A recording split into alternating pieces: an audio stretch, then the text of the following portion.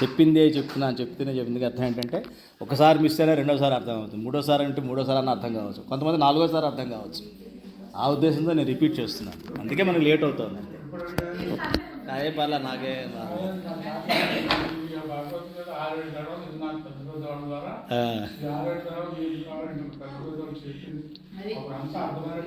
అదే అంటే మన ఈ సత్సంగం అయిన తర్వాత మటుకు భగవద్గీత నాకు అర్థమైంది అని చెప్పే మీద అనిపించాలని నా ఉద్దేశం. భగవద్గీత నాకు అర్థమైంది అని మీరు చెప్పాలని నా లక్ష్యం.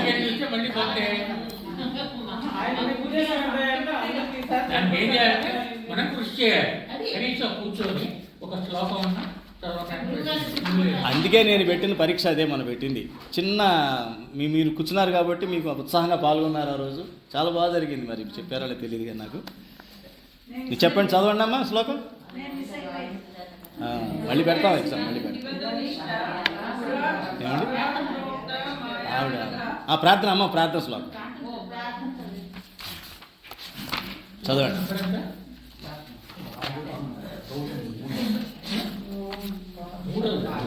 ఓ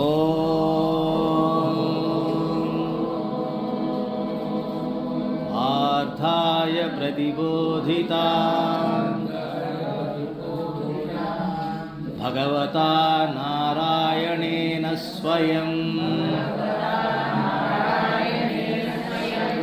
వ్యాసేన గ్రథితాం పురాణమునినా మధ్యే మహాభారతం అద్వైతామృతవర్షిణీం భగవతీం అష్టాదశాధ్యాయినీం అంబా త్వాం అనుసందధామి భగవద్గీతే భవద్వేషిణీ నమోస్తు వ్యాస విశాలబుద్ధే ఫుల్లారవిందాయత పత్రనేత్రా ఏన త్వయా భారత తైలపూర్ణః ప్రజ్వాలితో జ్ఞానమయః ప్రదీపః.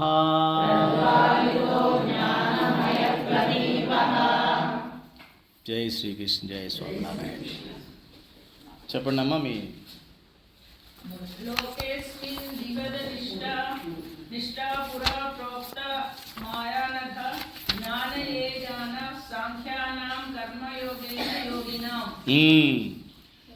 లోకేస్మిన్ ద్విధా నిష్ఠ. ఈ లోకంలో రెండు రకాల నిష్టలు ఉన్నాయి. ప్రోక్త మయానఘ జ్ఞానయోగేన సాంఖ్యానాం కర్మయోగేన యోగినాం.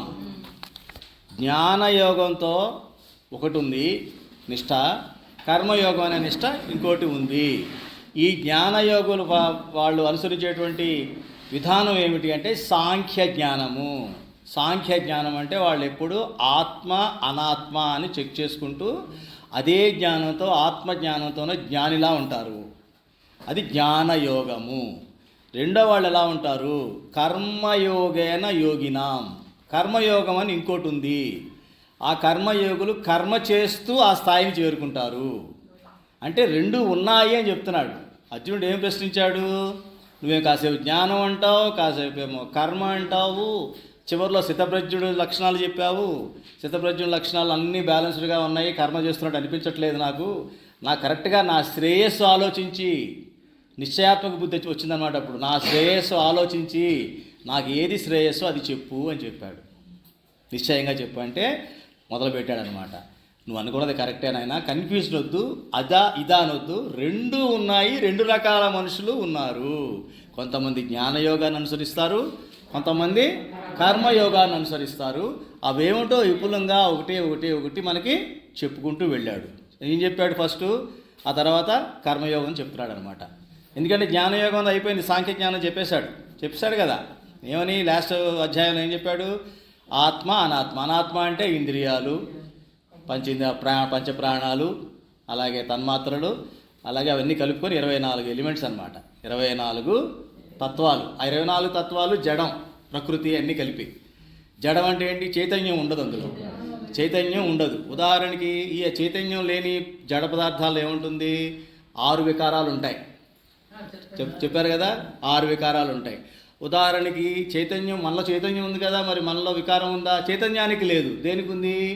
ఈ పంచేంద్రియాలు, జన్మేంద్రియాలు, కర్మేంద్రియాలు, ప్రాణాలు, వీటన్నిటికీ, పంచభూతాలు, వీటన్నిటికీ వికారాలు ఉన్నాయి. ఉదాహరణ ఎదుట మనకు కనబడే చెట్టుని తీసుకుందాం. చెట్టులో కూడా మీరు చెప్పిన 6 వికారాలు ఉన్నాయి కదా. అది పుడుతుంది, పెరుగుతుంది, ఉంటుంది, మార్పు చెందుతుంది, చివరికి చనిపోతుంది. అంటే అర్థం ఏమిటి? నాకు దానికి తేడా ఉందా? లేదు. చైతన్యం ఉంది, చైతన్యం కూడా, దానిలో చైతన్యం ఉంది, నాలోని చైతన్యం. అది సాంఖ్య జ్ఞానం అంటారు. సాంఖ్య జ్ఞానం అంటే ఇలా పోల్చుకుంటారు ప్రతిదాంతో కూడా. నాలోనూ ఆత్మ ఉంది, దానిలోనే ఆత్మ ఉంది. సరే, నేనే చెట్టు, చెట్టే నేను. అద్వైతం ఇదంతా. ఆ భావంతో ఉంటారు వాళ్ళు. అంటే చెట్టుని కొట్టినా సరే వీడు బాధపడుతుంటాడు అనమాట. అది జ్ఞానయోగి లక్షణాలు. కర్మయోగి అంటే కర్మ చేస్తూ ఉంటాడు. ఈ కర్మలు ఏ రకంగా చేయాలో ఆల్రెడీ 1-2 సార్లు మనకి పోయిన అధ్యాయంలో టచ్ చేశారు. ఏమైనా నిష్కామ కర్మ చేయాలి. మెయిన్ ఏంటి? నిష్కామ కర్మ చేయాలి, భగవంతుడికి సమర్పణ భావంతో చేయాలి, ఇంద్రియ నిగ్రహంతో సాధ్యమవుతుంది. ఇది ఎలా సాధ్యమవుతుందంటే ఇంద్రియ నిగ్రహంతో సాధ్యమవుతుంది అని చెప్పాడు ఆల్రెడీ. అయినా కూడా మన వాడికి ఇప్పుడు కన్ఫ్యూజన్ ఉంది కాబట్టి నాకు ఇంకా విపులంగా చెప్పమని అడిగాడు కాబట్టి చెప్పాడు. జ్ఞానయోగం, కర్మయోగం 2 ఉన్నాయి. ఇప్పుడు ఆ కర్మయోగం అన్నదాన్ని ఒకటి చేస్తున్నాడు. ఎందుకు ఈ 2 యోగాలు దేనికి చేయాలి? బ్రాహ్మీ స్థితిని పొందడానికి. బ్రాహ్మీ స్థితి వీడు పొందాలి బ్రాహ్మీ స్థితి, వాడు పొందాల్సిందే. జ్ఞానయోగైనా బ్రాహ్మీ స్థితిని చేరాలి, కర్మయోగైనా బ్రాహ్మీ స్థితిని చేరాలి. కొండ ఎటు నుంచి ఎక్కారన్నది కాదు. కొంతమంది ఈ పక్కన చెక్కొచ్చు, కొంతమంది ఆ పక్క నుంచి ఎక్కొచ్చు, కానీ లక్ష్యం ఒకటే. అన్నిటికీ లక్ష్యం ఏమిటి? భగవత్ ప్రాప్తి. అది గుర్తుపెట్టుకోండి.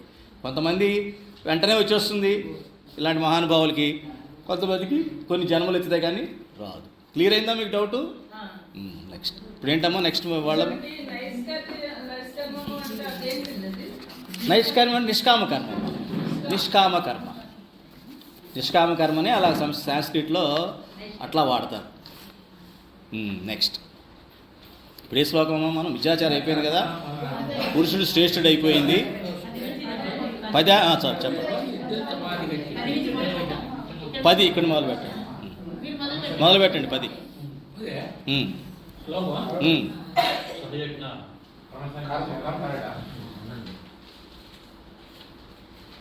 మూడో అధ్యాయం 10 అండి.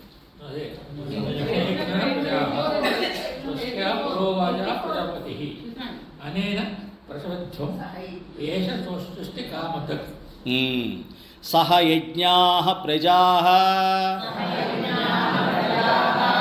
సృష్ట్వా పురోవాచ ప్రజాపతిః అనేన ప్రసవిష్యధ్వం ఏష ఓస్త్విష్టకామధుక్ ఏష వహ అస్తు ఇష్టకామధుక్ అని అర్థం. అది అంటే ఇందులో ఏం చెప్తున్నాడు తాత్పర్యం మీరు చదవండి కృష్ణమూర్తిగా. కల్పానీయుడు బ్రహ్మదేవుడు యజ్ఞ సహితముగా ప్రజలను సృష్టించి మీరు యజ్ఞముల ద్వారా వృద్ధి చెందుడు. ఈ యజ్ఞములు మీకు కామధేనువు వలె కోరికలను తీర్చును అని పద్యం.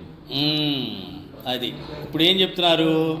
కర్తవ్య కర్మలు చక్కగా ఆచరింపు అని చదివాం ఇంతకుముందు శ్లోకాల్లో. కర్తవ్య కర్మలు అంటే ఏమిటి?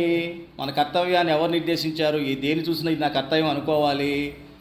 అది శాస్త్ర విహిత కర్మలు. శాస్త్రాల్లో ఏ రకంగా అయితే ఇచ్చున్నారో ఆ రకంగా కనుక మన కర్మలు చేసినట్లయితే వాటిని మనం కర్తవ్య కర్మలు అన్నాం.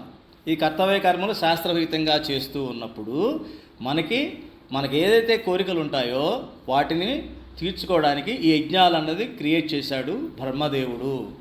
ప్రతి కల్పంలోనూ దాన్ని ఆ యజ్ఞం అన్నదాన్ని సృష్టించాడు. యజ్ఞం సృష్టించాడు కాబట్టే ఈ అగ్ని ద్వారానే మనకి అన్నీ కూడా వర్షం వస్తుంది. మేఘం వస్తుంది. ఈ మేఘం నుంచి వర్షాలు వస్తాయి, వర్షం నుంచి మళ్ళీ మొక్కలు వస్తాయి, ఔషధులు వస్తాయి.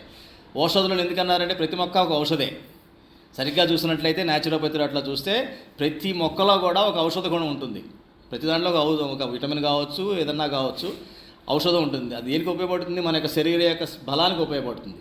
బలం దేనికి? శక్తి. శక్తి దేనికోసం? కర్మ చేయడానికి. మళ్ళీ ఈ కర్మ ఎలా చేయాలి? నా కోసం అనుకుంటే అక్కడ ఆగిపోతుంది. ఏం చేయాలి? కర్మని యజ్ఞం మళ్ళీ యజ్ఞం చేయాలి, మళ్ళీ మొదలు సైకిల్. అంటే ఈ చక్రం తిరుగుతూ ఉండాలి అంటే నువ్వు యజ్ఞం చేయాలి, యజ్ఞాధిక కర్మలు నిర్వహించాలి. కర్మ యజ్ఞం కాని కర్మ చెయ్యొద్దు. యజ్ఞము అంటే 10 మంది కోసం చేసేది, పరహితం కోరేది, భగవంతుడికి ప్రీతి కలిగించేది. అటువంటి కర్మను మాత్రమే చెయ్యి. అది నీ కర్తవ్యం మట్టుగా చెయ్యి. ఇందుకు తర్వాత చెప్తాడు, స్వధర్మం మంచిది తప్ప పరధర్మం మంచిది కాదని చెప్తాడు. కొంతమంది ఏంటంటే బాగా డబ్బులు వస్తాయని చెప్పి వేరే దానికి వస్తే వెళ్ళిపోతారు. కానీ వీడి యొక్క స్వభావం అది కాదు, అది సూట్ అవ్వడవాడు. సూట్ అవ్వనప్పుడు అక్కడ ఫెయిల్ అవుతాడు. ఇక్కడ ఫెయిల్ అయినా పర్వాలేదు అంటాడు. అది కర్తవ్యం అన్నమాట. అర్థమైందమ్మా? అది యజ్ఞం. అంటే నువ్వు ఎందులో చేయాలో నీ కర్తవ్యం నువ్వు నివారిస్తే అది యజ్ఞం చేసినట్టే లెక్క. ఇప్పుడు మీరు ఒక తల్లిగా అయ్యారు, పిల్లలు పుట్టారు, ఆ పిల్లల్ని బాగా చూసుకోవడం అనేది యజ్ఞమే. నీ కర్తవ్యం అది. కాబట్టి ఆ క్షణంలో ఆ కర్తవ్యం నీది అది. ఇప్పుడు ఈ సత్సంగం ఇది జ్ఞాన యజ్ఞం జరుగుతుంది ఇక్కడ కదా. మీరు ఎంతకాలం ఎంత చక్కగా శ్రవణం చేస్తే మీ యజ్ఞం అంత బాగా జరుగుతున్నట్టు లెక్క. లోపల ఆత్మ మీ యొక్క శ్రవణం ద్వారా బలం చెందుతుంటుంది. ఎందుకని? ఈ సమయంలో మనసు, బుద్ధి, చిత్తం అన్నీ కూడా ఖాళీగా ఉంటాయి. ఎందుకంటే విషయగ్రహణం లేదు ఇక్కడ. జ్ఞానగ్రహణం ఒకటే ఉంది. ఎప్పుడైతే జ్ఞానం ఒకటే తీసుకుంటున్నామో సత్సంగంలో కేవలం బుద్ధి ఒకటే ఉంటుంది, అది ఆత్మ కనెక్ట్ అయిపోతుంది. ఇది కూడా యజ్ఞమే, జ్ఞాన యజ్ఞం. సో ఆ రకంగా మీ కర్తవ్యాన్ని మీరు ఇక్కడ కూర్చొని శ్రవణం చేయలేదు, ఎక్కడో వెళ్తుంది మీ మైండ్. యజ్ఞం సరిగ్గా చేస్తున్నట్టు లెక్క కాదు. యజ్ఞఫలం అందదు. ఇక్కడికి వచ్చారు, మీ కోరిక ఏదో కోరికతో రావాలి ఇక్కడికి. అందుకని యజ్ఞాలు కోరికలు తీరుస్తుంది. సత్సంగానికి ఏదో వచ్చావు ఏదో పోయామంటే ఇచ్చానమ్మ వాయనం, కూర్చున్నానమ్మ వాయనం అనేది అంటారు కదా. ఆ టైప్లో జరిగితే ఉపయోగం లేదు దానివల్ల కదా. ఎందుకంటే నువ్వు ఏ కోరిక లేకుండా వచ్చావు. కోరిక కలగాలి, నేను సత్సంగంలో చక్కగా పాల్గొనాలి, నా మనసు బుద్ధి స్థిరంగా ఉండాలి, కుదురుగా ఉండాలి, నాకు మనసు ఎటువంటి ఆలోచనలకి పోకూడదు. నా శ్రవణం అనే కర్తవ్యం 100% చక్కగా నిర్వర్తించాలి. నేను గురువుగారు కానీ మాస్టర్ గారు చెప్పింది ఒక్క పదం కూడా, ఒక్క అక్షరం కూడా నేను విడిచిపెట్టకుండా దాన్ని ఆత్మలోకి ఆహ్వానించాలి అని చెప్పేసి అనుకుంటే అది మీ శ్రవణ యజ్ఞం కరెక్ట్గా అయినట్టు. నేను నా యొక్క ఈ ప్రవచన యజ్ఞం చేస్తున్నప్పుడు నేను కూడా ఆ జ్ఞానాన్ని సరైన మార్గంలో మీకు అందే రీతిలో భగవంతుడి యొక్క అనుజ్ఞ మేరకు నా యొక్క బుద్ధిని ఉపయోగించి నా జ్ఞానాన్ని ఎంతవరకు నాలో ఉందో జ్ఞానం, ఆ జ్ఞానాన్ని అంతా కూడా మీకు ఇవ్వడానికి నేను ప్రయత్నించాలి. అంతేగాని అందులో నాకు మెప్పించడం కోసం చెప్పడం అవి చేయకూడదు. కేవలం జ్ఞానం నేను అందించాలి. Okay, good.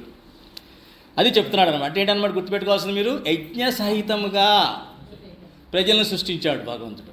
మనం ఏమనుకుంటాం, మిగతా జంతువుల్లాగా మొక్కల్లాగా అవి ఎలా వచ్చి అలా పోతున్నాయి. నిజంగా అవి యజ్ఞం చేస్తున్నాయి. భగవంతుడు ఇచ్చినంత మటుకు మొక్క ఉంది, చెట్లు ఉన్నాయి, దానికి కూడా కాయలు వస్తున్నాయి. అదే ఫలం ఆశించకుండా కాయలు ఫలాలు ఇస్తుంది కదా, అంతవరకే దానికి లిమిట్ అయిపోయింది అక్కడికి. కానీ బ్రాహ్మీ స్థితిని పొందలేదు. అది దానికి ఉన్నటువంటి ప్రాబ్లం అది, అవునా కదా. కానీ మనకు అన్నీ ఇచ్చాడు భగవంతుడు.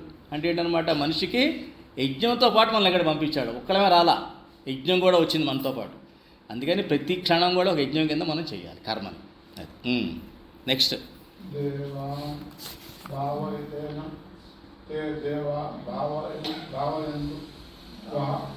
పరస్పరం భావయంతః శ్రేయం పరమవాస్పద.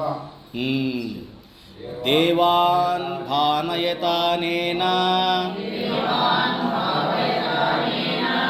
తే దేవా భావయంతు వః పరస్పరం భావయంతః శ్రేయః పరమవాప్స్యథా. తాత్పర్యం చదవండి మీరు. ఈ యజ్ఞముల ద్వారా మీరు దేవతలను తృప్తిపరచుడు మరియు ఆ దేవతలు నిర్మూలను అనుగ్రహించు. నిస్వార్థ భావంతో మీరు పరస్పరము సంతృప్తి పరచుకొంచు కర్మ శ్రేయస్సును పొందగలరు అని పలికెను. ఇది ఇక్కడ జాగ్రత్తగా అర్థం చేసుకోండి. మనం యజ్ఞం చేస్తున్నప్పుడు ముందు దాని యొక్క దాన్ని స్వీకరించేది ఎవరు? దేవతలు. రకరకాల దేవతలు ఉన్నారు. మన ఇంద్రియాలకు కూడా అధిపతులు దేవతలు ఉన్నారు. అందుకని మనకి స్త్రీ సూక్తం, పురుష సూక్తాలు ఇవన్నిట్లో కూడా దేవతలందరూ వస్తూ ఉంటారు. మనం ప్రతిదాన్ని కూడా ఆ దేవతలను కనుక మనకు సరిగ్గా చేసుకున్నట్లయితే, మనం యజ్ఞం చేస్తున్నప్పుడు వాళ్ళని గుర్తుపెట్టుకొని కనుక ఆ పని చేస్తున్నట్లయితే మనకు దానికి తగ్గ ఫలితం వాళ్ళు అందిస్తారనమాట. సో ఈ యజ్ఞం చేయడం అన్నటువంటి ముఖ్య ఉద్దేశం ఏమిటి? ప్రథమ ఉద్దేశం, ముఖ్య ఉద్దేశం ఆ భగవత్ ప్రాప్తి. అది మొత్తం చక్రం అంతా నేను చెప్పిందా జరుగుతుంది. ఫస్ట్ మొట్టమొదటి జరిగేటువంటి లక్ష్యం ఏమిటి అంటే ఇది దేవతలకి అందాలి. దేవతలకి అందాలి అంటే దేవతలు అంటే అర్థం ఏమిటి? రాక్షసులు కాని వాళ్ళు. అంటే ఏమిటి వీళ్ళిద్దరికీ ఉన్న తేడా? వీళ్ళు పవిత్రులు, పవిత్రంగా ఉంటారు, చాలా శుద్ధంగా ఉంటారు, మంచిగా ఉంటారు, ఆశీస్సులు ఇస్తారు. ఈ గుణాలు ఉన్నవాళ్ళు దేవతలు. రాక్షసులు పవిత్రంగా ఉండరు, భంగం చేస్తారు, ఏదన్నా మంచిగా ఉంటే అల్లకల్లోలం చేస్తారు, దాని ద్వారా ఆనందం పొందుతారు కదా. మరి ఈ దేవతలు మనం ఇస్తున్నప్పుడు ఫలం శుద్ధిగా శుభ్రంగా ఇవ్వాలి కదా, అవునా కదా. ఈ చిన్న పండే మీరు ఇక్కడ తెచ్చినప్పుడు అరే భగవంతుడికి పెడుతున్నాం, సత్సంగంలో ఇస్తున్నామని కొంచెం నీట్గా మంచి ఉన్నట్లో మంచి తీసుకొచ్చి పెడతాను, అంతే కదా. అదే రకంగా మరి దేవతకి ఇచ్చేటప్పుడు ఎంత స్వచ్ఛంగా పవిత్రంగా ఉండాలి. సో ఆ పవిత్ర భావంతో మనం అంటే మాలిన్యము లేని మనసుతో, శ్రద్ధతో అంటారు, అదే భక్తి శ్రద్ధ అంటారు. కొత్త భక్తి అంటే ఏదో ఇలా అన్నం కాదు, శ్రద్ధతో కూడిన భక్తితో అప్పుడు ఏమవుతుందంటే అది దేవత కరెక్ట్గా అందుతుందన్నమాట. అందుకని మీరిద్దరూ పరస్పరం తృప్తి పొందండి అన్నాడు. అది నువ్వు ఇచ్చే పద్ధతిలో ఆయన తృప్తిపరచు దేవతని. దేవత మీకు ఇచ్చే దాంట్లో ఆయన సంతృప్తితో ఇస్తాడు. తృప్తి వేరు, సంతృప్తి వేరు. తృప్తి అంటే ఒక ముక్క తినే 2 దినాలు ఉంటుంది, నాకు ఒకటి తిన్నాక బాగుందంట, కానీ రెండోది కూడా తినాలంటే బాగుంటుందేమో అనిపిస్తుంది లోపల. అంటే పూర్తిగా తృప్తి చెందల. సో సంతృప్తి అంటే 2 తిన్న తర్వాత అమ్మ చాలా బాగుందమ్మా ఇక చాలంటాం, అది సంతృప్తి. సో ఆ సంతృప్తి దేవతలను సంతృప్తి చేసినాడు, వాళ్ళు నిన్ను తృప్తి చేస్తారనమాట.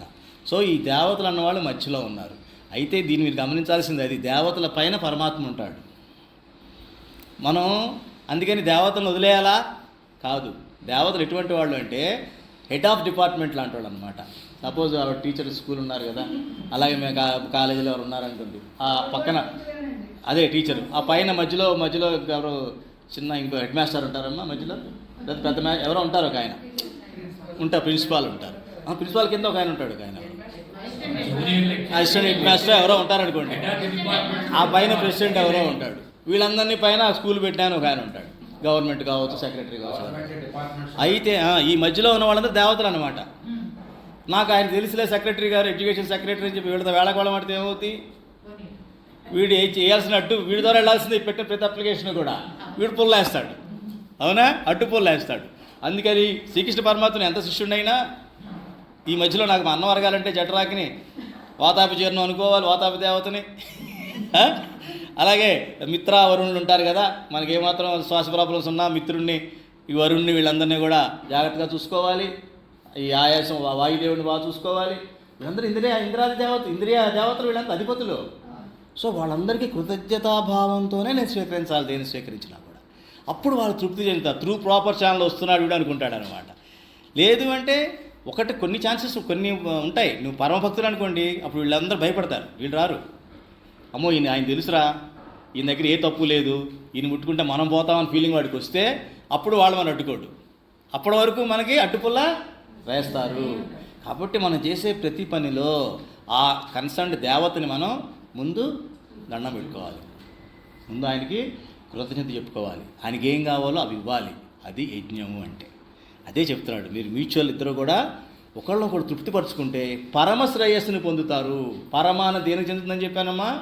పరమాత్మకు చెందిన ప్రతిదీ పరమ. శ్రేయస్సు అంటే మంచి జరుగుతుంది అంతే, ఆ క్షణం ఉంటుంది, కొంతకాలం జరుగుతుంది. కానీ పరమాత్మను పొందే అల్టిమేట్ ఏదైతే మనకు ఆబ్జెక్టివ్ లక్ష్యం ఉందో దాన్ని తీరాలంటే ఇది ముందు జరగాలి అంటున్నాడు. మీరు పరమశ్రేయస్సు పొందాలి అంటే ఇది మిమ్మల్ని ఒకళ్ళొకళ్ళు దేవతలు మిమ్మల్ని, మీరు దేవతల్ని తృప్తిపరుచుకొని యజ్ఞాన్ని కంప్లీట్ చేయాలి అని చెప్తున్నారు. అందుకని యజ్ఞం చేసేటప్పుడు చాలా పవిత్రంగా ఆ ద్రవ్యాలు కానీ ఆ యొక్క హవిస్సులు కానీ చాలా జాగ్రత్తగా తీసుకొచ్చి మన వాళ్ళు విసురుతుంటారు ఇట్లా. యజ్ఞం అలా వేయకూడదు ఇప్పుడు కూడా.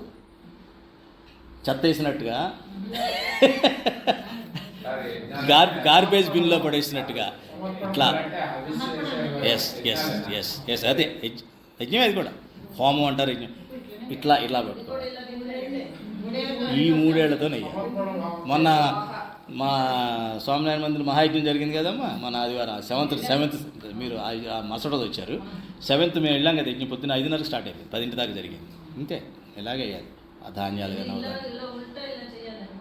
ఇలా తీసి ఇలా ఎలాగిచ్చినా పర్వాలా. ఈ 3 ఏళ్ళు వాడాలి, ఇలా వాడాలి. అంటే ప్రతిదానికి ఒకటి ఉంది. అలాగే మీరు ఇది చేస్తారు, న్యాసం చేస్తారు. వీళ్ళకి బ్రాహ్మిన్స్ బాగా తెలుస్తుంది. ఇట్లా న్యాసం, ఇలా అన్ని న్యాసం చేసి ఇలా చేసి అన్నీ చేసి ఇలా చేసి అన్ని దిక్కులు చేసి ఎన్ని ఉంటాయి ప్రొసీజర్ చెప్పారు. అది చేయకూడదు. మన యజ్ఞాలు ఏంటంటే ఇలా అమ్మాయి అయిపోయిందా ప్రసాదానికి వెళ్ళిపోదాం అంటే అంతవరకు కొంత నయమే కదా. కనీసం దేవుడి దగ్గరికి వచ్చాం టైంలో పొద్దున్న లేచి. నేను చెప్పేది తప్పు అని అంటలేదమ్మా, మీరు కూడా గమనించండి. నేను చెప్పింది ప్రతిది ఏది తప్పు చెప్పను, మీకు గుర్తుపెట్టుకోండి. దీనికన్నా ఎలా చేయాలో చెప్తాను కానీ తప్పు అని ఏది అన్న. మీరు చేసే ప్రతిదీ కరెక్టే. ఇప్పుడు ఏబీసీడీ నేర్చుకుని ఎల్కేజీ కుర్రాడిని చూసి 10th క్లాస్ వాడు తప్పు అని అంటాడా? వాడికి గ్రో అవుతున్నాడు, వాడు హెల్ప్ చేయాలి అంతవరకే. వాడికి ఎంత తప్పు చేసి హెల్ప్ చేయాలి. కానీ నేను ఎప్పుడు ఎవరిని తప్పు అన్నా, ఏది తప్పు లేదు సృష్టిలో. ఇదంతా భగవంతుడి సృష్టి. ఇక్కడ తప్పు అనేది ఏది జరగదు. జరిగింది అంటే ఏదో నేర్చుకోవాలన్నమాట. తప్పు ద్వారా మనం ఏదో నేర్చుకోవాలి, అది ప్రయత్నం. అర్థమైందమ్మా? కాబట్టి ఈసారి మీరు మంచి హోమాలు యజ్ఞాలు చాలా పవిత్రంగా చేయండి, మనసు పెట్టి చేయండి, శ్రద్ధగా చేయండి. ఫలితాలు 100 రెట్లు 1000 రెట్లు ఉంటాయి. మీకే తెలుస్తుంది అదేంటో. లేకపోతే యజ్ఞం చేశాం కానీ ఏం ఫలితం కనిపించట్లేదు, కనిపించదు. ఎందుకంటే అక్కడ దేవత తృప్తి చెందల. చిన్న ఉదాహరణ చెప్తాను, ఒక చిన్న కథ. హజరత్ అని ఆయన ముస్లిం అనుకోండి, చాలా టాప్ గురువు. ఆయన దగ్గర శిష్యులు, హజరత్ అని ఒక ఆయన ఉన్నాడు, అరేబియన్ ఆయన. వారి శిష్యులు ఉన్నారు. ఆయన చాలా బ్రహ్మజ్ఞాని, లైక్ ఇట్లా. ఆయన బ్రహ్మజ్ఞాని అయితే ఒకసారి ఆయనకి బాగా జలుబు చేసేసేసి, అంటే ఒక ఆయాసంలాగా ఇంకా చనిపోతాడేమో అన్న స్థితికి వెళ్ళిపోతాడు. వెళ్ళిపోయినప్పుడు శిష్యులందరూ కూడా ప్రార్థన చేస్తుంటారు, ఆయన ఇదో మంచిగా బాగోవాలని. జరుగుతుంది. 2-3 నిమిషాల్లో క్లియర్ అవుతాడు. క్లియర్ అయిన తర్వాత, స్వామి ఈ 3 నిమిషాలు ఇబ్బంది పడ్డారు, ఏంటంటే భగవంతుడు దూతలు వచ్చారు, వచ్చి తీసుకెళ్తామన్నారు. అయిపోయింది, బాగానే ఉన్నావు కదా ఇప్పటివరకు, ఇంకా 3 నిమిషాలు టైం ఉంది కదా తీసుకెళ్ళడానికి, చనిపోయే ముందు అనమాట. 3 నిమిషాలు టైం ఉంది తీసుకెళ్ళిపోతామని అంటే అని అన్నాడంట. అవి ఎందుకు ఆరాటపడ్డారు, మరి ఇప్పుడు 1 నిమిషం ముందు వెళ్ళిపోతారు కదా అంటే అప్పుడు చెప్తాడనమాట, నువ్వు 3 నిమిషాలు అంటున్నావు, 1 నిమిషంలోనే మాయ ఎంటర్ అవ్వచ్చు. అంత్యకాలంలో కూడా ఆ చివరి 1 నిమిషంలో కూడా మాయ నాలో దూరి నన్ను మార్చేయచ్చు. సరే, ఎంత జాగ్రత్తగా అలర్ట్గా ఉండాలో మనం. అప్పటి వరకు బ్రహ్మజ్ఞాని ఆయన మాయతో ఎంత జాగ్రత్తగా ఉంటున్నాడంటే, అది ఏ క్షణం నాలో ఎంటర్ అయిపోయి మొత్తం ఇది జ్ఞానం అంతా ఇదవుతుందేమో అని చెప్పేసి అంత జాగ్రత్తగా ఉన్నాడు. నమ్మొద్దు మాయని, ఈ నిమిషం కూడా ఎంటర్ అవ్వచ్చు. ఇప్పటివరకు నేను తపస్సు అంతా నాశనం అయిపోతుంది, ఈ జ్ఞానం అంతా పోతుంది. ఈ అంత్యకాలంలో ఆ నిమిషం చాలా విలువైంది. ఆ నిమిషంలోనే నాకు మాయలో పడ్డానంటే ఇదంతా పోయి మళ్ళీ ఇదే చూసుకుంటుంది, కారణ జన్మ అయిపోతుంది నెక్స్ట్ జన్మకి అని చెప్పేసి. ఆ రకంగా మనం శుద్ధిగా, భక్తిగా, శ్రద్ధగా, ఏమిటి శుద్ధిగా, భక్తిగా, శ్రద్ధగా ఆచరించినప్పుడు ప్రతి కర్మ కూడా యజ్ఞమే అవుతుంది. కాబట్టి పూజల దగ్గర ఉన్నప్పుడే ఇలా ఉండాలనుకోవద్దు మీరు. ప్రతి చోట, ప్రతి కార్యంలో, ప్రతి పనిలో, ప్రతి వాళ్ళతో కూడా మీరు ఈ రకంగానే ఉన్నట్లయితే ఆ తేడా మీరు గమనిస్తారు. అదే మీకు ఆనందాన్ని వైపు తీసుకెళ్తూ ఉంటుంది. ఏమ్మా? నెక్స్ట్ జడభద్రుడిగా చెప్పా కదమ్మా, రహుగణుడు కదా, జడభద్రుడిది చెప్పా కదా. నెక్స్ట్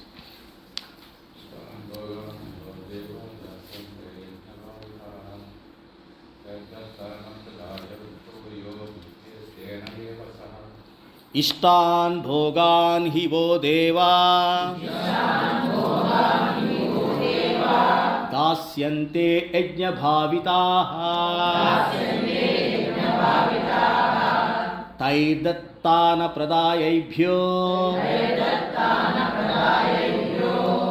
భుంక్తేస్తేన ఏవ సహా. తాత్పర్యం మీరు చదవండి అమ్మా. యజ్ఞము ద్వారా సంతృప్తిని పొందిన దేవతలు మీకు మానవులకు అయోచితముగానే ఇష్టములైన భోగములను ప్రసాదించేది. ఈ విధముగా దేవతలచే అనుగ్రహింపబడిన ఈ భోగములను ఆ దేవతలకు నివేదన చేయక తానే అనుభవించేవాడు నిజముగా దొంగ. చూసారా, ఇది మనం గమనించాల్సింది. ఇప్పుడు మనకు డౌట్ వస్తుంది కదా, చాలా దొంగ మనందరం దొంగల వారు, మనందరం దొంగలు. ఒకసారి ఇలా అనుకుంటే నేనే. కాబట్టి యజ్ఞముల ద్వారా సంతృప్తిని పొందిన దేవతలు మీకు అయాచితముగానే, అంటే మీరు అడగకుండానే, మీరు అడగాల్సిన పనిలా ఒక కోరిక పెట్టుకొని ఏం కోరిక కోరాలి మొదలు పెట్టక్కర్లా. మీరు కనుక మీరు చేసినటువంటి కర్మ సవ్యంగా సక్రమంగా చేసినట్లయితే దానికి కావాల్సిన ఫలం వాళ్ళు అందిస్తారు అంతే. అడగలేదే అని అనుకోరు. అందుకనే మన డబ్బులు అప్పటికప్పుడు ఉండవు కదా, మన డబ్బులన్నీ బ్యాంకులో ఉన్నాయి, అవసరమైనప్పుడు కొన్ని తీసుకుంటూ ఉంటాం. అదే పుణ్యము అంటాం. వీడి పుణ్యం ఎంత ఉందిరా, వీడి పాపం ఎంత ఉందిరా అనుకుంటాం. పాపంలోంచి కష్టాలు వస్తాయి, పుణ్యంలోంచి సుఖాలు వస్తాయి.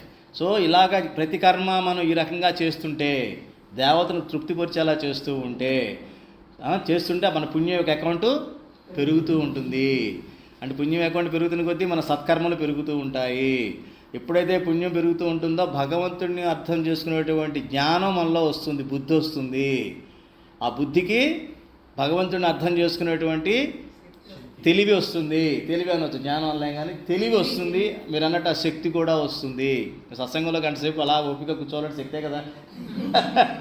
కాబట్టి అదంతా ఆ బుద్ధి శక్తి భగవంతుడు మీకు ఇచ్చాడంటే ఇదంతా మీ పూర్వజన్మ సుకృతము అంటాం. అందుకనే సుకృతులకే పుణ్యం ఉంటుంది, దుష్కృతులకి పాపం ఉంటుంది. అది మనం చెప్పుకున్నాం, 4 సుకృతులు 4 దుష్కృతులు. అవి మళ్ళీ 7వ అధ్యాయంలో వస్తాయి, కంగారు పడమాకండి. ఆ లిస్ట్ అంతా ఇందులోదే, నేనేది బయట నుంచి ఏది తీసుకొని చెప్పను, ఇక్కడే ఉంటుంది. కొంచెం ముందు వెనక ఉంటాయి ఇందులో.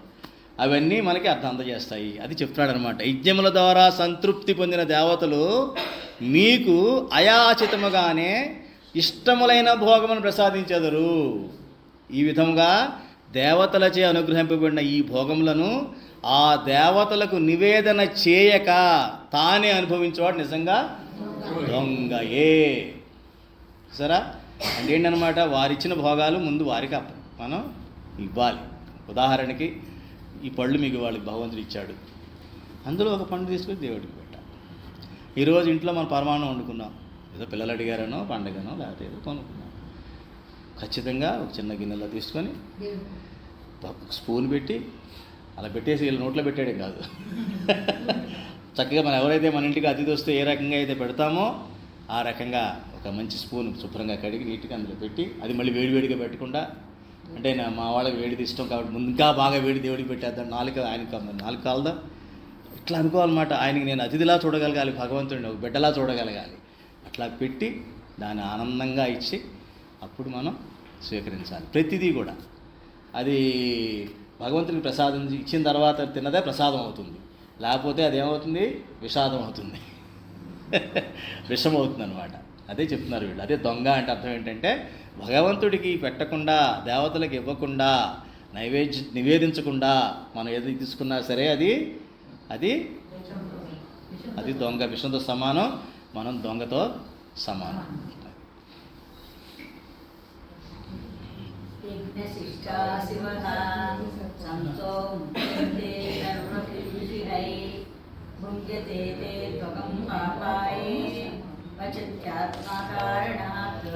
యజ్ఞశిష్టాసినః సంతో ముచ్యంతే సర్వకిల్బిషైః భుంజతే తే త్వఘం పాపా ఏ పచంత్యాత్మకారణాత్. తాత్పర్యం యజ్ఞశిష్టాన్నము తిను శ్రేష్ఠ పురుషులు అన్ని పాపముల నుండి ముక్తులయ్యేరు. తమ శరీర పోషణ కొరకే ఆహారము సిద్ధపరచుకుని పాపులు పాపమునే భుజింతురు. కాబట్టి అదే కొంచెం ఇంకా బాగా చెప్తున్నాడు అనమాట. అంటే ఏంటంటే యజ్ఞ శిష్టాన్నం ఏదైతే ఉంటుందో దాన్ని మనం తినే వాళ్ళని శ్రేష్ఠ పురుషులు అంటారు. ఎవరు శ్రేష్ఠ పురుషులు? యజ్ఞానికి సంబంధించినటువంటి శిష్టాన్నాన్ని తిన్నవాళ్ళే శ్రేష్టమైన పురుషులు. వారు మటుకే పాపం నుంచి ముక్తులవుతారు. అలా చెయ్యని వాళ్ళు ఏమవుతారు? పాపమునే భుజిస్తారు. పాపమే పెంచుకుంటూ పోతూ ఉంటారు. వాళ్ళ పుణ్యాలన్నీ కూడా పెరగవు, నశించిపోతాయి. ఈ పాపాలు పెరిగి పెరిగి పెరిగి ఏమిటి నేను ఏ పాపం చేయలేదే, చాలా మంచిగా ఉన్నాను, అయినా నాకెందుకు కష్టాలు అంటే నువ్వు నా కోసమని నా శరీర పోషణ, నా సంతోషం, నా కోసమే, ఏదైనా నాదే, ఈ రకంగా నా నా నా నా నా అని చేసిన ప్రతిదీ కూడా పాపంగా పెరిగి అది ఒక ఇంత సాలిడ్లా బరువుగా అయిపోయి ఆ బరువుగా కష్టం కింద కనబడుతుంది అనమాట. కొంచెం మన దూది ఇలా అల్లుకుంటూ వెళ్ళామనుకోండి, అది పెరిగి దారం పెరిగి ఇంత ఉండయింది అనుకోండి, బరువు అవుతుంది కదా, అది కష్టంగా కనిపిస్తుంది. అప్పటివరకు కష్టం అనిపించదు, మామూలు దారంగా ఉన్నప్పుడు కష్టం అనిపించదు, అప్పుడు కనిపించదు. అది పాపం పెరుగుతూ ఉంటుంది అనమాట. ప్రతి కర్మలో మనం చేసినటువంటి చిన్న దారాలు అన్నీ పోగై పెద్ద ఉండకేం తయారయ్యి ఒక కష్టంగానే కనబడుతుంది. ఏమిటి ఇంత కష్టం సడన్గా వచ్చింది అనుకుంటాం. మనం నిత్య కర్మలు ఏం చేసాము? భగవంతుడిని ఆహ్వానించలేదు కదా, నా కోసం చేసాము నిత్యకర్మలన్నీ కూడా. అవన్నీ ఇంత బలపడిపోయి ఒక పెద్ద కష్టంగా ఎక్కడో కనబడుతుంది. శరీరంలోనో, మనసులోనో, ఎక్కడో సమాజంలోనో, సొసైటీలోనో, కుటుంబంలోనో ఎక్కడో అది దాని పరిణామం విపత్కరంగా ఉంటుంది అన్నమాట. అమ్మా రైట్. పంచయజ్ఞాలు ఎక్కడండి? చెప్తున్నామని పంచయజ్ఞములు చేయగా మిగిలిన పదార్థములు భుజించి సజ్జనులు పాపము నుండి ముక్తులవుతున్నారు. పంచయజ్ఞాలు అంటే అదే దేవయజ్ఞం, పితృయజ్ఞం, భూతయజ్ఞం ఉన్నాయి కదా, అవి చెప్పాను ఆల్రెడీ. ఆ 5 యజ్ఞాలు వాళ్ళందరినీ కూడా యజ్ఞము, దానము, తపస్సు అని 3 ఉంటాయండి. తపస్సు అంటే నన్ను ఇంద్రియ నిగ్రహం చేసుకోవడం, ఇదంతా తపస్సు. దానము అంటే మనం నా ఉన్న దాంట్లో ప్రతిదీ దానం చేయడం. ఇది యజ్ఞాలు, పంచయజ్ఞాలు ఆల్రెడీ చెప్పున్నాను మీకు. పితృయజ్ఞం, దేవయజ్ఞం, భూతయజ్ఞం, జ్ఞానయజ్ఞం, ఇది కూడా యజ్ఞమే. ఋషి యజ్ఞం, వీళ్ళందరినీ కూడా మనం సాటిస్ఫై చేయాలి. అంటే వాళ్ళ కోసం చేయాలి, ఏ పని చేయాలన్నా కూడా. ఏ పని చేసినా ఈ 5తో కలిపితేనే ఆ కర్మకి యజ్ఞం ఫలం దక్కుతుంది. మీరు అడిగిన క్వశ్చన్ అంతే. ఆ పంచసూన దుష్కర్మలు. ఓకే,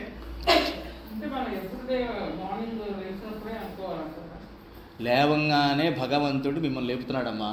రాత్రి పడుకున్నప్పుడు మనం ఎక్కడున్నామో తెలుసా?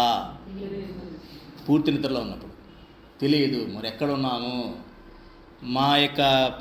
మాకున్న జ్ఞానం బట్టి, మా యొక్క సంప్రదాయం బట్టి భగవంతుడి ఒళ్ళో పడుకొని ఉంటాం. పొద్దున్న ఎవరు లేపుతున్నారు మిమ్మల్ని? భగవంతుడే లేపుతాడు. దేనికోసం?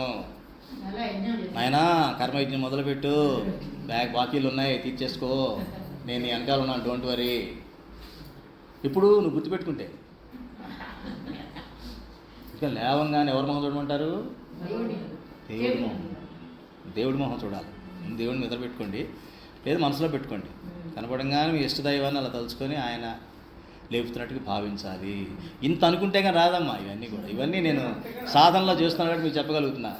థ్యాంక్స్ టు మా సంప్రదాయం. ప్రతిదీ చెప్పారు, ప్రతి విపులంగా చెప్పారు మాకు ఇవన్నీ కూడా. పొద్దున్న కాబట్టి రాత్రి పడుకునేటప్పుడు మీరు దేవుడి దగ్గరే ఉంటాం, ఈ ఆత్మ వెళ్ళి అక్కడ ఉంటుందన్నమాట. దాన్ని ఏమంటారంటే తురీయావస్థ అంటారు. భలే నిద్ర పట్టిందండి, నేను ఎక్కడున్నానో తెలియదు అంటున్నావు. భలే నిద్ర పట్టిందండి, నేను ఎక్కడున్నాను. నేను ఎవరు? ఈ సుషుప్తావస్థ కూడా చూస్తున్నదే కదా, బాగా నిద్రపోయాను అన్నదానికి అనుభవించిందే కదా. అది బాగా నిద్రపోయాను అన్నది అనుభవించింది అంటే దాన్ని కూడా చూస్తోంది, అది అనుభవిస్తుంది అదే. కాబట్టి దాన్ని తురీయ అవస్థ అంటారు. అది 4వ అవస్థ. అది 4వ అవస్థ. దానికి ఏం చెప్తారంటే ఉపనిషత్తుల్లో 2 పక్షులు ఉంటాయి. ఇప్పుడు కూడా ఒక కొమ్మ మీద 2 పక్షులు ఉన్నాయంట. ఒక పక్షి హడావిడిగా తింటుంది, ఎగురుకుంటూ వెళ్తుంది, ఏదో తెచ్చుకుంటుంది, తింటుంది, అన్ని పనులు చేస్తుంటుంది. ఒక పక్షి చూస్తూ ఉంటుంది, అట్లా ఏం చేయదు. ఈ పక్షిని చూస్తూ ఉంటుంది, ఏమీ చేయదు. ఈ పక్షి చేసే పనులు ఈ పక్షి ఎగురుకుంటూ వెళ్ళిపోయింది, చూస్తూ ఉంటుంది, వస్తుంది, ఏదో తెచ్చుకుంది, జామకాయ తెచ్చుకుంది, కిందలో తింటూ ఉంటుంది. మళ్ళీ అటు ఇటు అంటుంది, మళ్ళీ వెళ్ళిపోతూ ఉంటుంది, మళ్ళీ ఎగిరి ఎక్కడ ఏదో చేస్తూ కూడా వస్తూ ఉంటుంది. ఇది చూస్తూనే ఉంటుంది. ఆ చూసేవాడు పరమాత్మ అంతర్యామిగా మనలో ఉన్నాడు. అది ఉపనిషత్తులో చెప్పారు. సో ఎవరో చూస్తున్నారు అనుకున్నప్పుడు మన యొక్క ప్రవర్తన వేరేగా ఉంటుంది కదా. ఎవరు చూడలేదంటే ప్రవర్తన విభిన్నంగా ఉంటుంది. మనసు మనల్ని కబ్జా చేసేస్తుంది. కాబట్టి ఎప్పుడు నేను భగవంతుడితోనే ఉన్నాడు అనే భావన మీలో కలిగినప్పుడు మీరు భగవంతుడే మిమ్మల్ని చూసుకుంటూ ఉంటాడు. ఇట్లాగే ఇలాంటి టీచర్ గారు స్కూల్లో, మీరు కూడా టీచర్ అన్నారు కదా, టీచర్ గారు స్కూల్లో పిల్లలకి అందరికి చాక్లెట్లు ఇచ్చి ఎవరు లేని చోట తినండిరా అని చెప్పారంట. అందరూ టకటక లాగించేసి ఇంకో చాక్లెట్ ఇస్తారో అని చూస్తున్నారు. ఎందుకు పెద్ద డబ్బా కనిపించింది ఆవిడ చేతిలో, ఇంకా ఉన్నాయి, మళ్ళీ ఇంకో రౌండ్ వేద్దామని చూస్తున్నారు. ఒకటి మట్టుకు ఇచ్చిన చాక్లెట్ తీసుకొని వచ్చేసాడు. ఏమరా అందరూ రెండో చాక్లెట్ క్యూలో నిలబడ్డారు, నువ్వేమిటి వచ్చేసావు, ఒకటో చాక్లెట్ తినకుండా వచ్చేసావు ఏంటంటే, మాస్టర్ మీరు ఏం చెప్పారు అన్నాడు. ఎవరు చూడని చోట వీళ్ళు తినరండిరా అని అన్నాడు. ఎవరు భగవంతుడు చూసే ప్లేసే కదా, భగవంతుడు చూడని ప్లేస్ ఏది ఉంది అన్నాడు. భగవంతుడు లేని ప్లేస్ ఏదే ఉంది, నేను చూడకుండా భగవంతుడు ఎప్పుడు చూస్తూనే ఉన్నాడు కదా, ఎవరు చూడని ప్లేస్ చోట్ల నాకు సాధ్యంగా తెచ్చేసాను అన్నాడు. అది ఉండాలి. ఆ భావన మనలో ఉన్ననాడు ఆనందం ఎందుకు ఉంటుందండి మీలో? కష్టాలు వస్తాయి, ఆ కష్టం అన్నది మామూలే, సహజం. ఇప్పుడు మన నిప్పులో చేయబెడితే కాలుతుంది, సహజం. చన్నీళ్ళు చేయబెడితే చల్లగా ఉంటుంది, సహజం. ఆ కష్టాలు వస్తాయి, మనిషికి సహజం. అయితే ముసలాడు అవుతావు, సహజం. అంతే కదా. నువ్వు ఏది పెద్ద నీకే జరిగిందని ఒకటి చెప్పు, సహజం కాదు ఒకటి చెప్పు. నాకే వచ్చిందని ఆ టైంలో ఫీల్ అవ్వచ్చేమో, కానీ సహజం కష్టాలు రావడం అన్నది. సపోజ్ నీకు వచ్చిన టైంలో నీ పక్కవాడికి రాలేదేమో, అందరికి ఒకసారి రాలేదు, కడుపులో పెద్ద వేరే విషయం, కానీ వాడికి కూడా ఒకసారి వచ్చింది, ఆ తర్వాత వస్తుందేమో తెలియదు మనకి కదా. కాబట్టి సహజం. ఈ శరీరాన్ని తత్వంలో ఉన్నటువంటి దాని సహజ స్వభావం ఏంటంటే రోగాలు రావడం, బాధలు రావడం, ఇవన్నీ సహజము.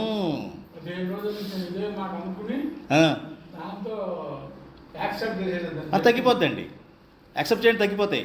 ఇప్పుడు ఆటోమేటిక్గా మీరు దానికి అంటారు, మీరు ఎక్కడైతే బాధ కలుగుతుందో ఆ బాధ దగ్గరికి వెళ్ళి ఆ దేవతని ప్రేర్ చేయండి. నేను చేసే పని చెప్తున్నాను.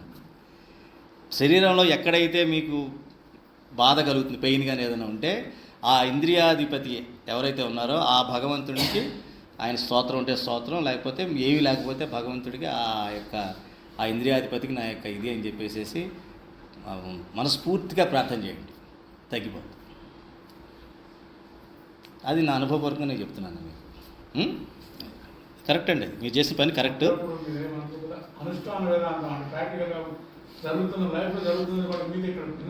తప్పకుండానండి. ఇండియన్ ఫిలాసఫీకి కరెక్ట్ అండి అది. వెస్ట్రన్ ఫిలాసఫీకి అదే తేడా. మనం ఎక్కడ చెడిపోయామంటే ఇండియన్స్ వెస్ట్రన్ ఫిలాసఫీ అని చెప్పి దీనికి ఫిలాసఫీ అని పేరు పెట్టి వాళ్ళ ఫిలాసఫీని జీవితంలో వాడరు. పాశ్చాత్యులు ఈ వేదాంతం అని చెప్పి ఒక చర్చా కార్యక్రమం మొదలు పెడతారు, కానీ దాని జీవితంలోకి ఆహ్వానించి ఆమె చెప్పినాడు అనుష్ఠానం చేయరు, వాళ్ళు చేయరు. మనది అలా కాదు. మన జీవన శైలియే ఆధ్యాత్మికత. మన జీవితమే ఒక వేదాంతం. మన ఆధ్యాత్మికత, మన జీవితం ఉంది. మన డిస్కషన్ కాదు, ఊరినే పనికి మన చర్చలు కాదు. మనకి వాళ్ళ దగ్గర నేర్చుకొని చర్చిస్తూ కూర్చుంటాం. దీన్ని ఆయన చెప్పినట్టుగా చర్చిస్తూ కూర్చోకుండా అనుష్ఠానం చేయాలి. అనుష్ఠానం అంటే దాన్ని ఆచరించాలి. ఎప్పుడైతే మీరు ఆచరిస్తారో ఆనందం మీ సొంతం అవుతుందని ఎప్పుడో ఇన్ని శాస్త్రాలు నొక్కి వక్కాడిస్తున్నాయి. భగవంతుడు స్వయంగా చెప్తున్నాడు. ఇంకా ఎవరో చెప్తారు మనకి, అంతే కదా. కరెక్ట్ అండి మీరు చెప్పింది. నేను కూడా అనుష్ఠానం చేస్తాను కుటుంబరావు గారు, చేయకుండా నేను చెప్పలేను. ఇవన్నీ చాలా మంచి చెప్పాలి, ఇటు ఉపయోగపడతాయి, అనుభవాలు ఉపయోగపడతాయి. ఆయనకు లెగ్ పెయిన్ అమ్మా, ఆయన అట్లా దాన్ని చేస్తే అనుష్ఠానం దాని గురించి మంచిగా అనుకుంటే అటు తగ్గిపోతుంది అనమాట. అట్లా మీకు కొద్ది ఇంద్రియాధిపతులు ఉంటుంది. నేను కూడా ఉంటే లిస్ట్ ఇస్తాను ఒకసారి, మీరు వాటిని పూజించుకొని ఎక్కడ పెయిన్ వచ్చినా కూడా చూసుకోండి. ఇప్పుడు కుదరదు నాకు, చాలా ఎప్పుడో మళ్ళీ గుర్తు చేయండి నాకు. ఎందుకంటే ఇప్పుడు భగవద్గీత స్పీడ్లో ఉన్నాను నేను. మిగతా ఇప్పుడు ఏం రిఫర్ చేయట్లేదు. నేను ఉన్నాయి, నా దగ్గర చాలా నోట్స్లు ఉన్నాయి, కానీ అది మీరు గుర్తెచ్చుకోను కదా, నేను రిఫర్ చేసుకుంటాను వాటిని. నెక్స్ట్ మీది అయిపోయిందా? అయిపోయింది.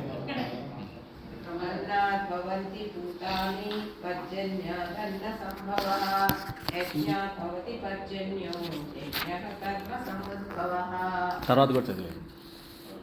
కర్మ బ్రహ్మోద్భవం విద్ధి బ్రహ్మాక్షర సముద్భవం तस्मात् सर्वगतं ब्रह्म नित्यं यज्ञे प्रतिष्ठितम्. చాలా బాగా చదువుతున్నారమ్మా మీరు, వెరీ గుడ్. అన్నాద్భవంతి భూతాని పర్జన్యాదన్న సంభవః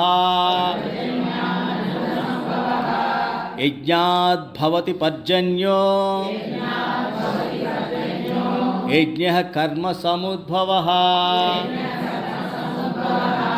కర్మ బ్రహ్మోద్భవం విద్ధి బ్రహ్మాక్షర సముద్భవం తస్మాత్ సర్వగతం బ్రహ్మ నిత్యం యజ్ఞే ప్రతిష్ఠితం. ఇందా నేను ఒక చక్రం చెప్పాను కదా, మన కర్మ యజ్ఞం అవుతుంది, యజ్ఞం దేవతలకు అందుతుంది, దేవతలు మేఘాల ద్వారా వర్షాన్ని కురిపిస్తారు, వర్షం గురించి మళ్ళీ పంటలు పండుతాయి, అది మళ్ళీ మనం దాన్ని స్వీకరిస్తాము, దాని ద్వారా మళ్ళీ మనం కర్మ చేస్తాం. అది ఒక యజ్ఞ పద్ధతి మొత్తం చెప్పారు ఇందులో. తాత్పర్యం చదవండి. రాజులనియు అన్నము ఆహారం నుండి జన్మించును. అన్నోత్పత్తి వర్షముల వలన ఏర్పడును. యజ్ఞముల వలన వర్షములు కురియును. విహిత కర్మలు యజ్ఞములకు మూలములు. వేదములు విహిత కర్మలకు మూలములు. వేదములు నిత్యుడైన పరమాత్మ నుండి ఉద్భవించినవని తెలుసుకొనుము.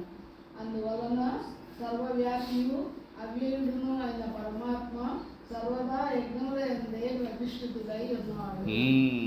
అర్థమైంది కదా, ఇందాక నేను చెప్పిన చక్రం అట్లా తిరిగి అల్టిమేట్ ఎక్కడికి వెళ్ళింది? పరమాత్మ దగ్గరికి వెళ్ళింది. ఏమంటున్నాడు? సర్వదా యజ్ఞముల యందే ప్రతిష్ఠితుడై ఉన్నాడు. అంటే నేను దేవతకి ఇచ్చాను కదా యజ్ఞఫలం, ఆయనలో ప్రతిష్ఠితున్నాడంటే ఆయన ద్వారా అల్టిమేట్గా ఆయన ద్వారానే అన్నీ సంచరిస్తూ ఉన్నాయి. పరమాత్మ అనుజ్ఞ లేకుండా మన ప్రముఖ స్వామి మహారాజ్ చెప్తారు, అప్పడం కూడా నడపలేను నేను అంటాడు. ఢిల్లీ అక్షరధాము, గాంధీనగర్ పెద్ద పెద్ద అక్షరధాములు కడితే, పెద్ద మీటింగ్లు పెడితే మీ వల్ల సాధ్యమైందండి అంటే, ఐదేళ్ల కట్టడం చాలా కష్టం కదా ఢిల్లీ ఇది అంటే, నా వల్ల ఏమీ కాదు, అప్పడం కూడా నడపలేనే అన్నాడు ఆయన. ఈ శక్తి అంతా అప్పడాలమ్మా, అప్పడాలు తింటాం కదా మనం, అప్పడం కూడా నలిపే శక్తి నాది కాదు అంటాడు ఆయన. ఆ సమర్పణ భావం అంటే అది. పరమాత్మకి సమర్పణ అంటే ఇమీడియట్గా ఎవరినన్నా మన పొగిడినా, ఎవరినన్నా గొప్పగా చెప్పుకున్నా మనం వెంటనే దాన్ని భగవంతుడికి ఇటు పంపించేస్తే మనలో ఈ మనసు అన్నవాడు అహం అన్నది బయటికి రాదు. లేకపోతే వాడు ఇట్లా రాక్షసుడు అయిపోతుంటాడు. అల్లావుద్దీన్ అద్భుత టైపులాగా రుద్దినట్టు ఆ దీపాన్ని రుద్దంగా అలా వచ్చేసి చూసారు వాడు, ఆ టైపులో అయిపోతాడు అనమాట వాడు. అందుకే అనుక్షణం జాగ్రత్తగా ఉండాలి, అనుక్షణం భగవంతుడిని మనం పెట్టుకోవాలి. నెక్స్ట్ అహల్య గారు కదా, ఇలా వస్తారా? ఓకే.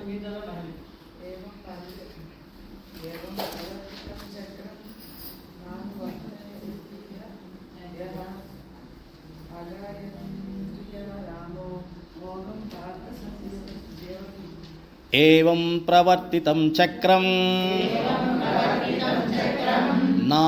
నానువర్తయతిహ యః అఘాయురింద్రియారామో మోఘం పార్థ సజీవతి.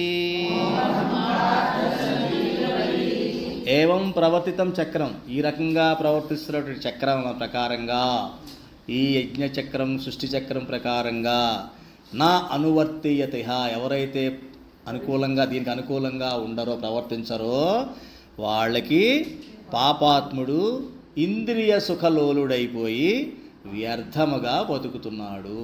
అంటే మనిషి జన్మ పుట్టినా కూడా వాడు జంతువులాగా బతికి, జంతువులాగా వికారాలన్నిటికీ లోనయ్యి, మనం 6 వికారాలను చూసారా, వాటికి అయ్యే వికారాలు ఉన్నాయి కదా, అదే వికారాలకు లోనయ్యి అట్లా వెళ్ళిపోతాడు, పాపాత్ముడుగా వెళ్ళిపోతాడు. పాపాత్ముడికి మనిషి జన్మ దొరుకుతుందా? దొరకదు. కాబట్టి మనిషి జన్మ అన్నది వాడికి ఎప్పుడు సాధ్యం అవుతుందో మనకు చెప్పాలి అమ్మా. ఇక్కడ చాలా చాలా ముఖ్యమైన విషయం ఏమిటి, ఇలా పరంపరాగతంగా కల్పాలుగా బ్రహ్మదేవుడు సృష్టించినటువంటి యజ్ఞము మనుషుడు పుట్టించినప్పుడు వాటితో పాటుగా యజ్ఞాన్ని కూడా పుట్టించి పంపాడు.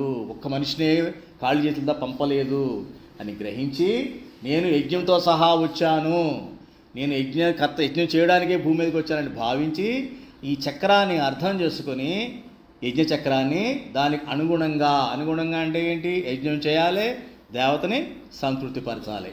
సంతృప్తిపరిచేలా నేను చేస్తున్నాడు, అది మేఘాలుగా ఫామ్ అయ్యి అక్కడి నుంచి సకాలంలో వర్షాలు పడతాయి. వర్షాలు పడ్డప్పుడు సకాలంలో పంటలు పండుతాయి. ఆ పంటల్లో కూడా బలం ఉంటుంది. అది మనం చక్కగా స్వీకరిస్తాం, ప్రసాదంలా స్వీకరిస్తాం.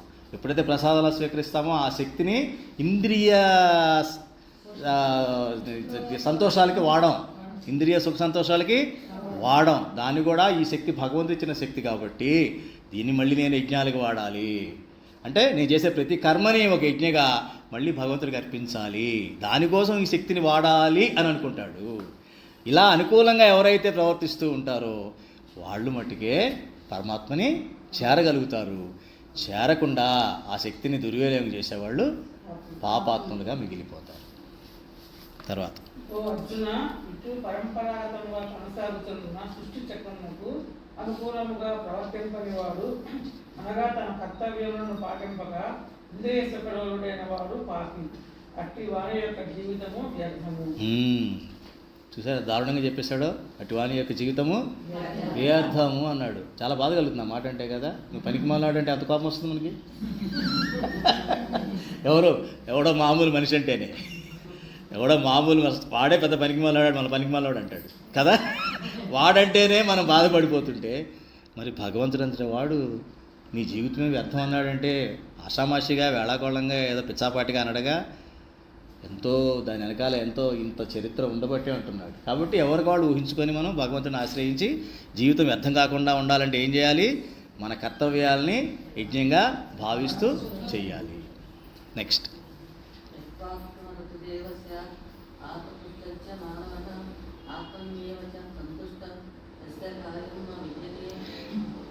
యస్త్వాత్మరతిరేవ స్యాత్ ఆత్మతృప్తశ్చ మానవః ఆత్మన్యేవ చ సంతుష్టః తస్య కార్యం న విద్యతే. Very good. ఇది కొంచెం చాలా ఇంపార్టెంట్ శ్లోకం. చెప్పండి అమ్మ తాత్పర్యం.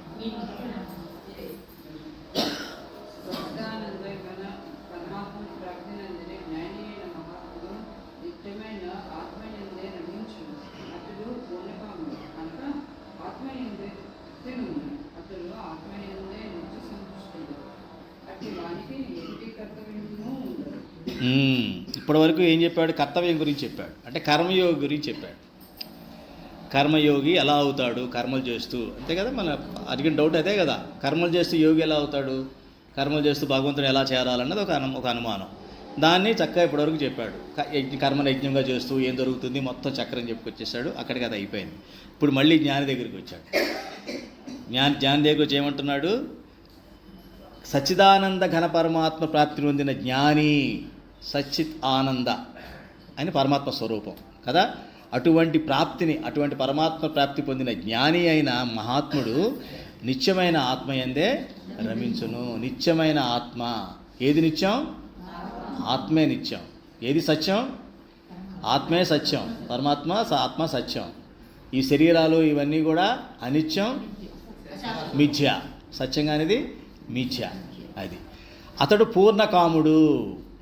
అంటే అతనికి ఎటువంటి కోరికలు, పూర్ణకాముడు అంటే ఏమిటి, ఎటువంటి కోరికలు లేనివాడు, కోరికలన్నీ పూర్ణమైపోయినవాడు. కోరికలు అనేవి పుట్టవు, అలజడి అన్నది ఉండదు ఇంకా మనసులో. కనుక ఆత్మయందే ఉంటాడు. నేను మనం అనుకున్నాం కదా, ఎక్కడ జరుగుతుంది, ఎప్పుడైతే విషయాల వైపు మనసు ప్రవర్తిస్తుందో ఇంద్రియాలని, అప్పుడు ఆ విషయాల గ్రహణ జరిగి ఇంద్రియాలు వాటిని తీసుకొని మనసుకి ఇస్తాయి. అప్పుడు మనసు వెళ్ళి బుద్ధికి ఇస్తుంది.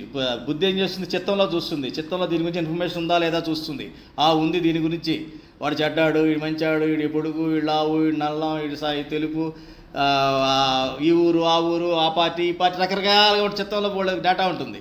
ఆ డేటాతో కంపేర్ చేసుకొని దానికి బుద్ధికి చెప్తుంది, నువ్వు ఇది చెయ్యి, అది చేయకూడదని చెప్తుంది. అది మళ్ళీ ఇంద్రియాలకి ఇస్తుంది. ఇది డిసైడ్ చేశాను, నువ్వు వెళ్ళి చెయ్యి, అది చెయ్యి అంటుంది అనమాట. ఇక్కడ ఏం జరుగుతుంది, విషయగ్రహణ లేదు. ఎందుకని? కోరికలు లేవు కాబట్టి. కోరికలే లేనప్పుడు మనసు ఖాళీగా ఉంటుంది. మనసు అటు ఇటుకు వెళ్ళే పరిస్థితి లేదు. అది ఎప్పుడైతే ఖాళీగా ఉందో బుద్ధి కూడా స్థిరంగా కుదురుగా కూర్చుంటుంది. కుదురుగా కూర్చున్నప్పుడు చిత్తం వైపు చూస్తుంది, చిత్తం అంతా ఖాళీ, వెనకాల బ్యాక్గ్రౌండ్ ఇన్ఫర్మేషన్ ఏం లేదు దాని మీద పనిచేయడానికి. అన్నీ ఖాళీగా ఉన్నప్పుడు ఎన్ని కలిపికట్టుగా ఎక్కడ పోతాయి? ఆత్మలో కూర్చుంటాయి. ఆత్మ యొక్క స్వభావం ఏంటి? ఆత్మ స్వభావం ఏమిటి? ఆత్మస్వరూపం ఏమిటి? సత్ చిత్ ఆనంద్. ఆనందం ఎక్కడుంది? ఆత్మలోనే ఉంది. మనం ఎక్కడ ఎదుగుతున్నాం? బయట ఎదుగుతున్నాం కదా. ఈ ఆత్మజ్ఞానైన వాడు ఎతకాల్సిన పనిలా, ఎందుకంటే అన్ని మూసుకు కూర్చుంటే ఆటోమేటిక్గా ఆత్మలోనే ఆనందం ఉంది. సో ఆత్మలోనే తను ఆనందాన్ని అనుభవిస్తూనే ఉంటాడు. ఎంత చక్కగా చెప్పాడండి. సచ్చిదానంద ఘనస్వరూపుడైన పరమాత్మ తెలుసు. ఆయన పరమాత్మను పొందితే మనం ఆనందాన్ని పొందుతాం అన్నమాట. అట్టి వానికి ఎట్టి కర్తవ్యము ఉండదు. ఇప్పుడు ఏం చేశాడు? ఇప్పటివరకు కర్మ చేయమన్నావు, యజ్ఞం అన్నావు, అదన్నావు, ఇదన్నావు. ఇది ఎవరికి? కర్మయోగికి. జ్ఞానికి ఇవేమీ అవసరం లేదు. ఎందుకని? వాడు అసలు కర్మే చేయడు. కర్మ ఎందుకు చేయడు అంటే కోరికలు లేవు. కోరికలు దేనికి? ఆనందం కోసం అని మనం అంటాం. కోరికలు అయితే ఎలా అంటే తీర్తే కదా ఆనందం అంటాం. కాదయ్యా ఆనందం లోపల ఉందంటే వెళ్ళాలని నేను జ్ఞానిని కాదు కర్మయోగిని అన్నావు. అయితే కర్మ అలా చేయి అన్నాడు. నువ్వు కర్మయోగం అనుకుంటే ఆ పైన చెప్పిన విధంగా చేయి, యజ్ఞంలా చేయి ప్రతి కర్మ కూడా. లేదు జ్ఞానం అనుకుంటావా? ఇది సూత్రం. లోపల వెతుక్కో ఆనందాన్ని. నెక్స్ట్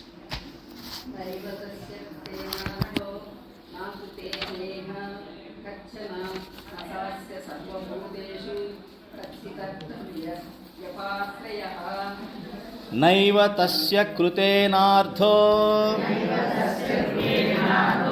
నాకృతే నేహ కశ్చన నచాస్య సర్వభూతేషు కశ్చిత్ అర్థవ్యపాశ్రయః. తాత్పర్యం అలా వెళ్ళిపోతుందా లైన్? ఈ లైన్ కదా. సరే. అతి మహాత్ముడు ఈ జగత్తునందు కర్మలు చేయుట వలనని చేయకుండుట వలన అతనికి ఎట్టి ప్రయోజనము ఉండదు. అతనికి సర్వ ప్రాణులతోడను స్వార్థపరమైన సంబంధము ఏ విధముగాను ఏ మాత్రము ఉండదు. జ్ఞాని గురించి అదే చెప్తాడు. అటువంటి మహాత్ముడికి ఈ జగత్తులో కర్మలు చేయొచ్చు, నష్టం లేదు. చేయకపోయినా నష్టం లేదు. చేసిన వాళ్ళ మత్స్యం అంటుకోదు ఆయన చేతులకి. చేయకపోవడం వలన ఎటువంటి నష్టం అయితే లాభము ఉండదు. చేసిన వాళ్ళ లాభం లేదు, చేయకపోతే నష్టము ఉండదు. ఎందుకంటే అతనికి ఈ మనుషులు, ఇది చెట్టు, ఇది పక్షి, ఇది జంతువు అటువంటి భావం భేదము ఉండదు. కాబట్టి సర్వప్రాణులతోటి స్వార్థపరమైన సంబంధం ఉండదు. ఈ చెట్టు బాగుంది, ఆ చెట్టు బాగలేదు అటే ఉండదు. చెట్టు బాగుంటుంది, అది బాగాలి. ఈ మనిషి బాగున్నాడు, ఆ మనిషి బాగలేదు. ఆ మనిషి ఎత్తు, ఈ మనిషి లావు, ఈ మనిషి అందంగానో అందంగా లేదు. ఈ చెత్త అంతా ఉండదన్నమాట. ఎప్పుడైతే ఈ కంపారిజన్ ఉండదో ఆటోమేటిక్గా వాళ్ళు ఆనందంగా ఉంటారు. నెక్స్ట్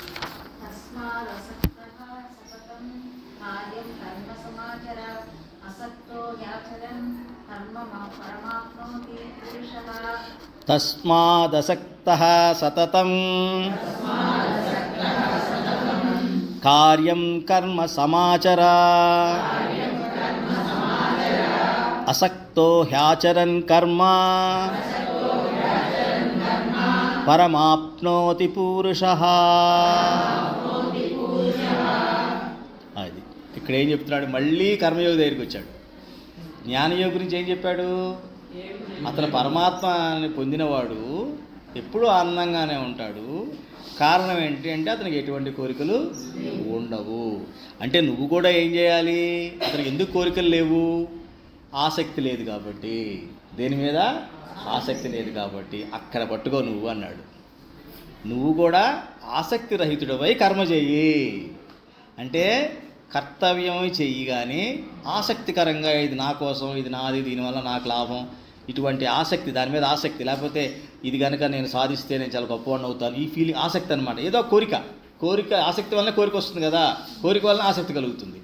ఆసక్తి రహితంగా కర్తవ్య కర్మలను చెయ్యి. ఎవరైతే కర్తవ్యమే చేస్తారో వాళ్ళ ఆసక్తి అనేది ఉండదు. అదొక కర్తవ్యం, అంతే, చేసి తీరాల్సిందే అంతే. దాని ఆసక్తి కానీ అనాసక్తి ఉండదు అనమాట.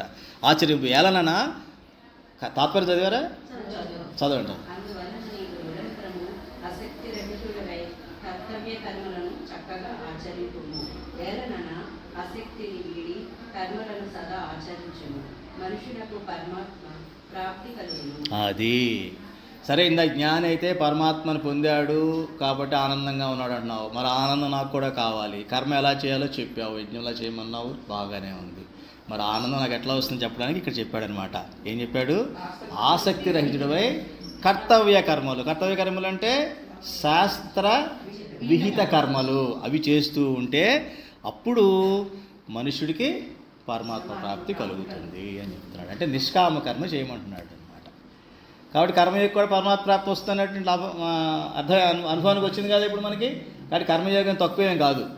వాడికి తెలిసిన విద్య ద్వారా వాడు కూడా చేరుకోవచ్చు అని విధానం చెప్పాడు. నెక్స్ట్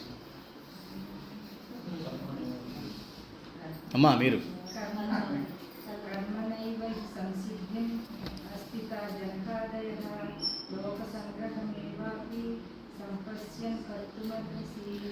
కర్మణైవ హి సంసిద్ధిం ఆస్థితా జనకాదయః లోకసంగ్రహమేవాపి సంపశ్యన్ కర్తుమర్హసి. తాత్పర్యం: జనకుడు మొదలగు జ్ఞానులు కూడా ఆసక్తిరహితంగా కర్మలను ఆచరించడం వలననే పరమసిద్ధిని పొందును. కావున జీవును లోకాభితార్థమై కర్మలను ఆచరించుటే సముచితం. ఇప్పుడు వీడికి డౌట్ వచ్చిందనమాట. అంటే జ్ఞాని అయినవాడు అసలు ఏ కర్మలో చేయడు అనమాట. ఆత్మజ్ఞానం తెచ్చుకొని ప్రశాంతం మళ్ళీ అది వస్తుందని డౌట్ వచ్చి చెప్తాడనమాట. నాయన జ్ఞాని అయినవాడు కూడా కర్మలు చేస్తాడు అని ఉదాహరణగా జనకుడు అటువంటి వాళ్ళని చూపిస్తూ, వాళ్ళు కూడా జ్ఞానయోగులు అయినప్పటికీ నేను ఏదైతే పై రకంగా చెప్పున్నానో ఆసక్తి రహితంగా కర్తవ్య కర్మలని ఆచరించినట్లయితే పరమాత్మను పొందుతాను ఎలాగైతే చెప్పానో, వాళ్ళు జ్ఞానులు అయినా కూడా కర్తవ్య కర్మలని ఆసక్తి రహితంగా చేశారు. చేయడం వల్ల వాళ్ళు కర్మలు చేస్తున్నా కూడా పరమసిద్ధిని పొందారు. కావున నీవు కూడా లోకహితార్థమై కర్మలను ఆచరించడే సముచితము. అంటే నీ కర్తవ్యాన్ని నువ్వు నిర్వర్తించు, నీకోసం కాదు లోకహితం కోసం నిర్వర్తించు అని చెప్పాడు. ఒకసారి జనకుడి కథ తెలుసు కదా మీకు, రేపు చెప్పుకుందామా? 4-5 అయిపోయింది. రేపు జనకుడి కథ కూడా ఒకసారి చెప్పుకొని ఆయనలో గొప్పతనాన్ని కూడా మాట్లాడుకొని ముందుకు వెళ్దాం. ఏమో రేపు గుర్తుపెట్టుకోండి, లైన్ మీరు చదవాలి. అదే రేపంటే మన రేపు బుధవారం, next working day. Working still మీరు ఇంకా వచ్చేస్తున్నారా? అయినా అలా భాషకి అదే ఉంది. అదే నెక్స్ట్ వర్కింగ్ డే అన్నారు కదా. ఓకే అమ్మా, ప్రార్థన శాంతి మంత్రం. అసతోమ ఓం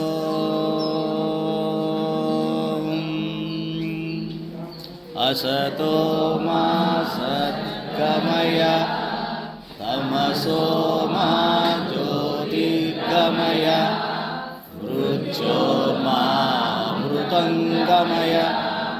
ఓం శాంతి శాంతి శాంతి. అధ క్షమా ప్రార్థనా యదక్షర పదభ్రష్టం మాత్రాహీనం చ యద్భవేత్ తత్సర్వం క్షమ్యతాం దేవా నారాయణ నమోస్తుతే.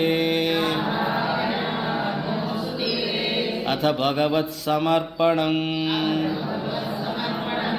కాయేన వాచా మనసేంద్రియైర్వా బుద్ధ్యాత్మనా వా ప్రకృతే స్వభావాత్ కరోమి యద్యత్ సకలం పరస్మై నారాయణాయేతి సమర్పయామి. జై శ్రీకృష్ణ, జై శ్రీరామ్, జై స్వామినారాయణ. Happy weekend.